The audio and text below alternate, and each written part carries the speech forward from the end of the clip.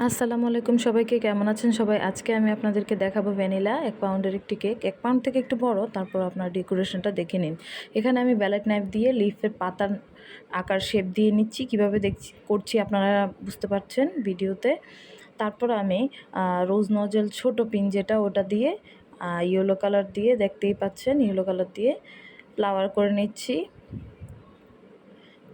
ফ্লাওয়ারটা দুবার ইউজ করেছি, একটার পর একটা ধাপে দিয়েছি।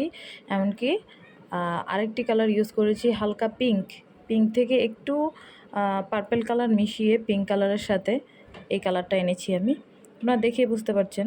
তারপর আমি কলি দিয়ে দিচ্ছি। কলির মাঝখানে দুটাতে দুই রকম কালার ইউজ করেছি যাতে দেখতে ভালো লাগে।